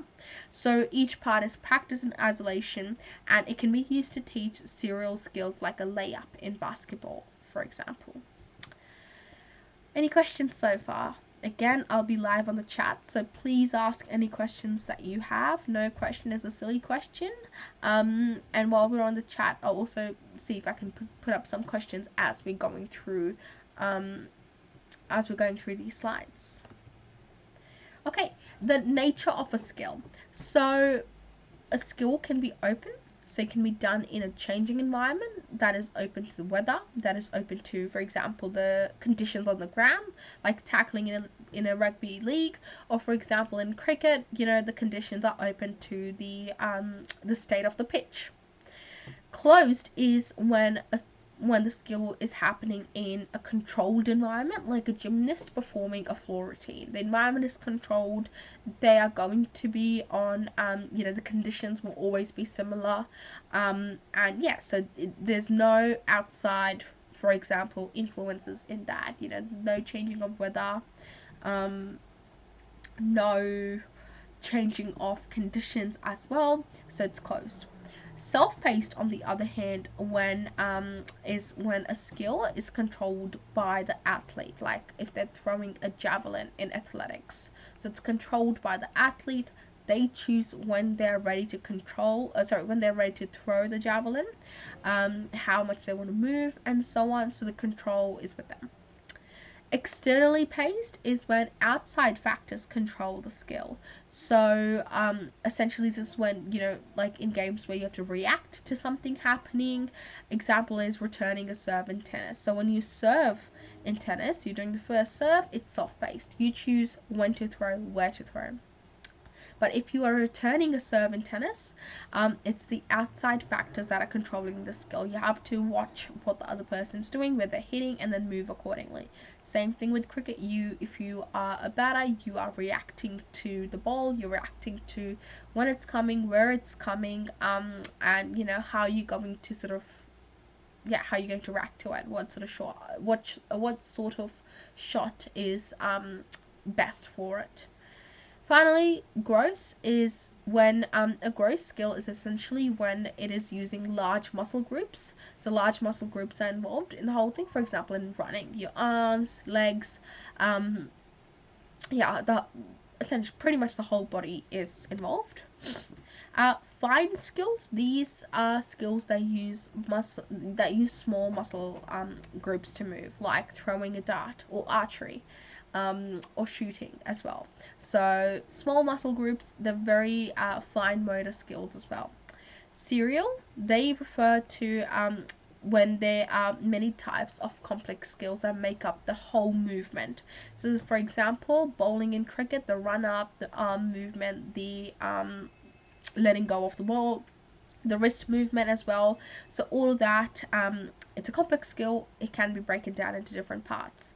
Discrete is when a move has a defined beginning and an end, like a golf swing. So there's a defined beginning, you hit, like you pull it back and then you hit, and there is a defined end. However, a continuous skill is like the opposite of that. So there, when the skill is repeated, so there's like no end or beginning, but it's just sort of repeated, it's ongoing, like swimming. So you can see that they're like all sort of opposites of each other. So open versus closed, self-paced versus externally paced, gross versus fine, serial versus discrete, and then continuous. Sorry, fine versus serial, and gross versus fine, and then serial, and then discrete versus continuous.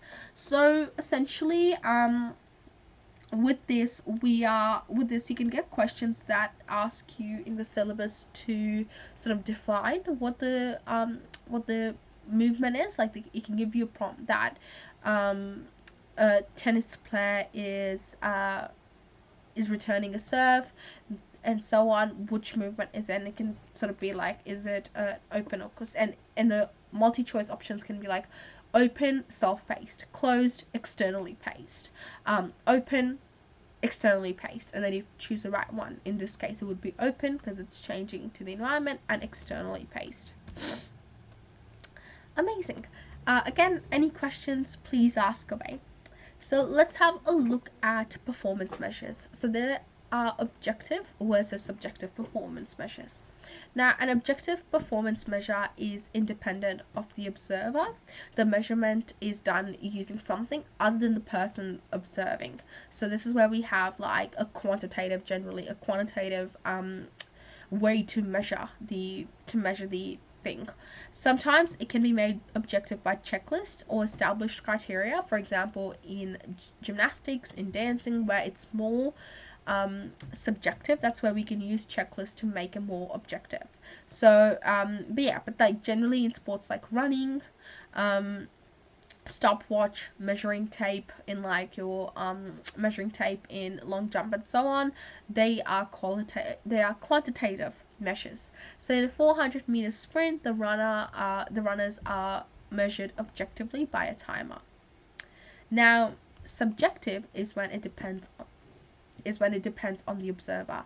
So it is based on feelings, opinions, and impressions. So it's obviously we prefer objective because it's more fair in comparison to subjective.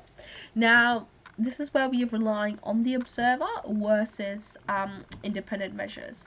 For example, divers tend to use more subjective performance elements in order to give those marks, in comparison to like 400-meter sprint as well. And even with like, you know, gymnastics and stuff, there are checklists to make it more objective, but there's definitely a level of subjectiveness in it as well. So with basketball, objectively the ball went in the hoop, but subjectively it was a result of poor positional defense. Gymnastics objectively scored a 7.0 in their floor routine, however subjectively it lacked creativity. And then swimming objectively completed the 500-meter race in 32.7 seconds. 50-meter race in 32.7 seconds, but subjectively the slower time was caused by a faulty breathing technique. So there's definitely aspects of both objectivity and subjectivity when it comes to performance measures as well, but sports do tend to, you know, try and make things objective. So having a look at validity and reliability when it comes to these tests. So validity refers to accuracy.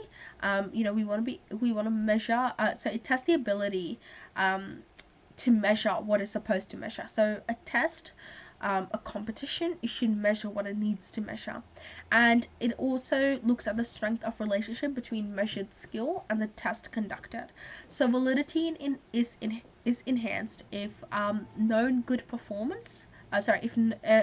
Validity is enhanced if known good performers perform better than the bad performers. That tells us that, you know, generally some people are the bad performers, some athletes are really good. We can tell that the test is reliable if we sort of see that being replicated, that the good performers are performing really good versus the bad performers not performing as good. So a beep test is a really good example for it. I'm sure we all remember it from our primary days. I think you still do it in high school up until like year 8, year 9. I don't know, that was my experience anyways, not a huge fan. But a beep test is supposed to measure cardiovascular endurance, and it is valid in predicting the VO2 max. However, using a VO2 max test instead will be more accurate. And you would see with something like beep test, you know it's reliable because the kids that always get out at the beginning will get out, and the ones that tend to last through will last through. Always the sporty ones, hey. Yeah, I was definitely the ones that got out at the beginning. No regrets there. Reliability is when we are looking at precision. So a test has to be reliable. It has to be consistent. That is the sort of the key here. And it's the ability of the scorer to produce the same result each time. So I'm going to maybe try and use my pen to draw a diagram that always helps me understand reliability versus validity. So if we've got like a bullseye here,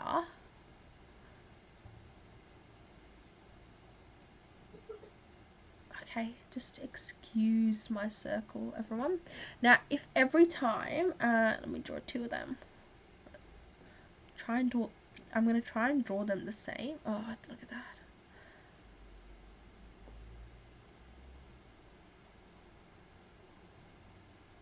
Okay, so let me change my ink color. Okay, so a test is valid if every time you are, so this is a target, if every time you are sort of getting here, here, here, you know, like getting to the target, that's a valid test. So this is every time. It's generally always here, but some, you know, tests, they can sort of be around as well, but it's generally every time you're hitting the main point here that you need to hit. However, so that's a valid test. Now, a reliable test is if you're hitting the side, but you're always hitting this side. You're always hitting far away from it. Oh, ignore that. You're always hitting there, but like you're hitting the same spot every time. This means that the test is not valid. It's not testing what it's supposed to test, but it is reliable because you're getting the same results each time. Same results, but not testing what it's supposed to test. So the test is reliable, but it's not valid. This test is valid Just imagine that these black dots are like really close to the thing. My drawing is just not gonna get there today, so just imagine. Yeah, so this tells me that the test is valid and it's reliable because I'm getting where I need to, and it's consistent every time. Now I'm gonna venture to draw one more bullseye. Again, I apologize to put you guys through my horrible drawing, but I think this just always helps me understand the validity versus reliability concept. Now, if... Okay, here we go. Not bad.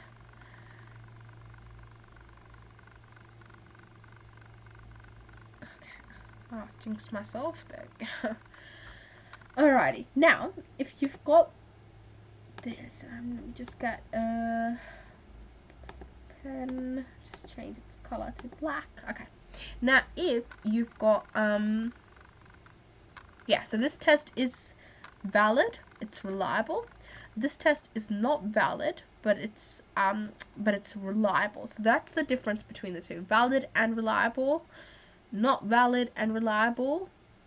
And you wouldn't see a valid not reliable, because like, yeah, because for example, it would hit in the middle here. That tells us it's reliable. But for example, if it's like all over the place, for example, this test is not valid and honestly wouldn't be reliable either, because it's not hitting the center all the time and it's not reliable. So there's a much better diagram online if you actually search up validity versus reliability, with like perfectly drawn bullseyes and really nicely drawn points to actually show you what's happening. But this is my way, I guess, of showing you that this test is valid, this test is reliable, this test honestly is not valid, equals not valid, or reliable. Okay, so yeah, so and there's another example there. So a shuttle run is a reliable agility test. A shuttle run is a reliable agility test if the same tester produces the same results with the same athlete under those same conditions.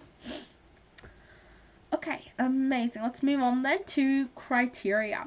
So there is personal versus prescribed criteria.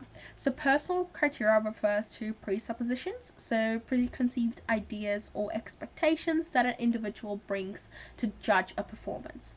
And assessments are based on feelings and impressions over assigned criteria. This is where it's an individual's assumptions, their preconceived ideas that play a huge role into the criteria. So examples when so it's used by coaches when selecting their players, right? So some coaches can be partial to some players, like some players more than others. And spectators use personal criteria when evaluating dance performances. Some people may like a certain song and how the performers dance to it, in comparison to someone not liking the song and as a result not liking the performers either. So for example, if a person walks out of their ballet concert thrilled with their performance versus a person feeling disappointed. Prescribed criteria. This refers to the established criteria which is created by the sporting body, and it is used to appraise performers consistently for all their athletes. So often comes in the form of a checklist or a rating system, and it helps objectify subjective measures. So the more detailed and stringent criteria, the better the objectivity and reliability is. So you cannot always achieve 100% objectivity, but you can try and achieve let's say 95% objectivity by making the criteria really stringent. An example is checklist for gymnastics to actually score each routine. So putting up PE pens to paper. That means we have gone through the content for core 2. If you guys have any questions, please ask away. I hope that was easy to understand and that all of that made sense. We're now going to do a couple of questions, and I'm going to walk you through the answers, the process, and share some tips along the way. but please feel free to ask any questions that you may have regarding PD, regarding study tips, regarding any of the course or the electives. So when it comes to multiple choice, I honestly find the best way to go about doing it is to read, cross out, underline, or highlight. So what that means is you start off by reading the question carefully. Sometimes, you are nervous when you go into that exam room. You don't feel like you're gonna smash it out. I mean, you may go in feeling like I'm ready, but generally it's like, oh, okay, this is a bit nerve-wracking. You may feel nervous despite feeling okay, despite feeling confident, but nonetheless, it can happen, things happen, you can have that foggy brain moment for a second where you just don't read the question carefully. So read the question carefully, be very conscious about it, say every word like loud out in your head, not in exam room, in your head. Then read every single answer, highlight the keywords in every single answer, and then cross out the incorrect or the incorrect part of the question. So it may not always be like evident from the get-go which one's correct, which one's not correct, but try and cross it out from the get-go. Like there'd be that one question, like that one answer that's always blaringly wrong, another one that's definitely like 75% wrong, and then there are two questions, and then the two generally options left. One is like the right one is like really close to right, but there's something going on in the answer there. So you want to cross out the two of them, the two obviously wrong ones, and then think about which one is it between the remaining two, and like cross out the incorrect part of one of them, and hopefully that will leave you with the right question, so with the right answer. So how to go with this question? This is one of the HSC questions. Which type of cancer are people who work outside most at risk of developing? So I'm going to give you 2 seconds to think about it.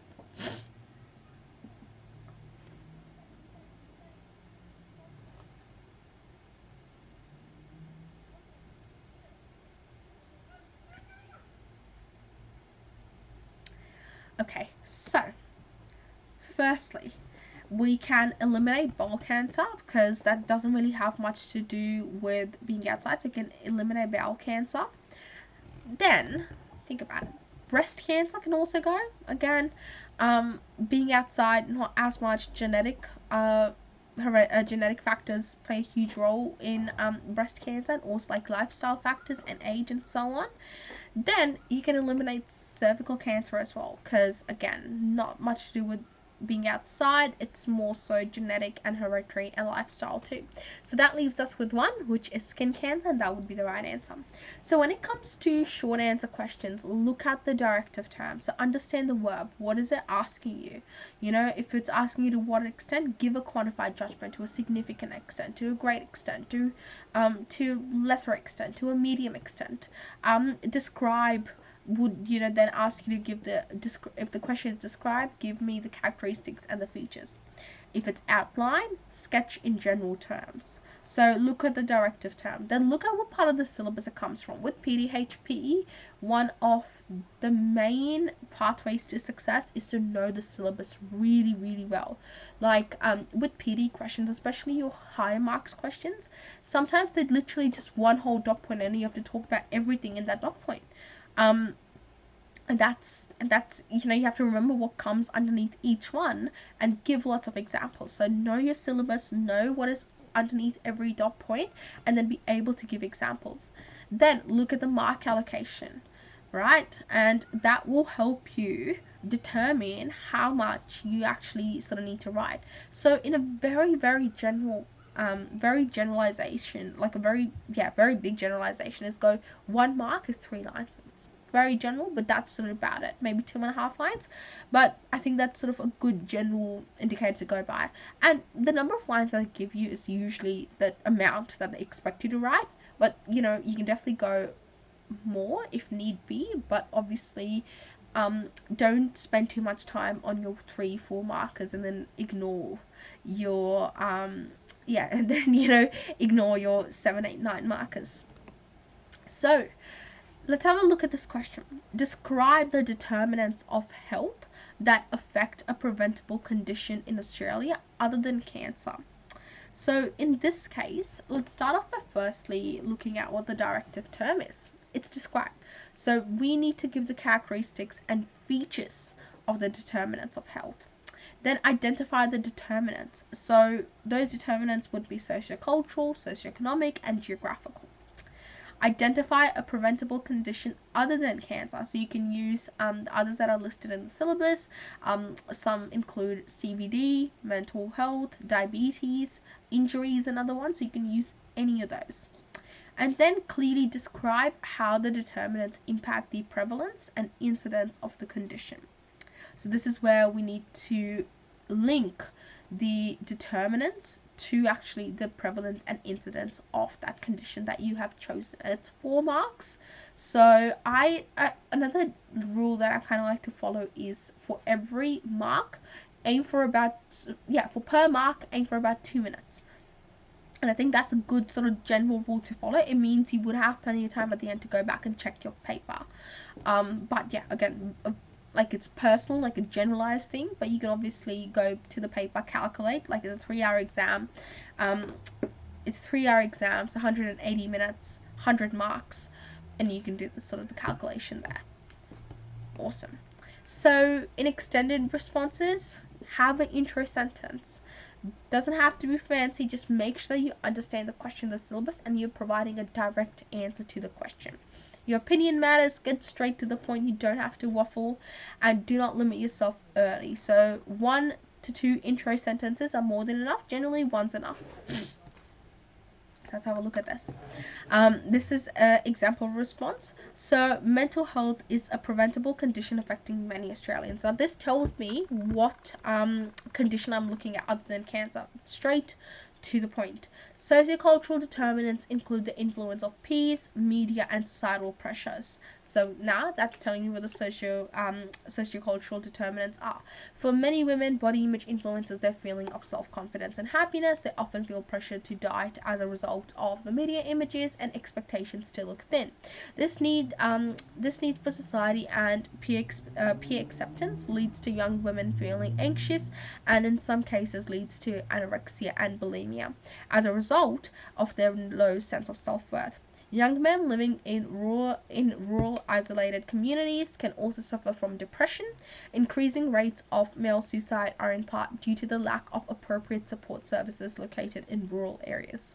This environmental determinant is caused by living in a remote location, leading to social isolation. So now I'm talking about the geographical determinant, and not being able to access appropriate health services. Example, headspace. So give examples. Do not miss out on examples.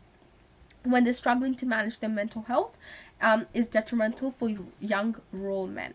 So we've got a definition and identification sentence. We have identification and explanation of those determinants. We also have examples and links to the condition. So that is really important. You want to be able to go, this is what happened, this is why it's happening. And that's that. So for your extended responses body paragraphs, method 1 is using syllabus dot points. I think that's a really good method to go by. So short paragraphs explaining the dot points connected to the syllabus. Method 2 can be to use examples, like using different sports as a way to propel your arguments. That would work for this call. Not as much for call 1, but again, it would depend. But I liked method 1 the most. And then you can also look at it through the lens of athletes and individuals who are suffering health condition as well. That also works. Okay, extended responses. So when it comes to conclusions, straight to the point, 1 to 3 sentences max. Include a summary of the points you've discussed, and address the question. Sorry, it's so light. Address the question by connecting back to it. You need to connect back to the question, and that's really important. My general tips: read the multiple choice questions as soon as you get into the room. Well, when the reading time starts. In the reading time, make sure you read the elective questions too. Remember, you're only doing the 2 that you've studied, and make sure when you do them, you write down on the paper the question you're answering. Never spend too much time on one section. Watch the clock, watch your handwriting. Really annoying, but you have to. Make sure you understand the verb, and remember to stay with contemporary data and examples. So aim for about last 5 years, and then breathe. You'll be okay. Have some fun. It is your last year of high school, and you guys are going to smash it out. And that brings me to an end for today. Thank you guys so much for tuning in. It was lovely.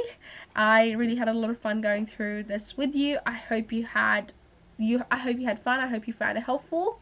Please ask lots of questions, and if you have any more questions, feel free to ask. And I will see you guys at the next series. Thank you so much for tuning in. Good luck. You're going to smash it together. You're going to smash it. We're here to help. Have a lovely rest of the holiday. Don't forget to take some time to rest and to recuperate before you get into your trial study. So thank you guys so much. I will see you guys next time around. Best wishes. Good luck. Take care.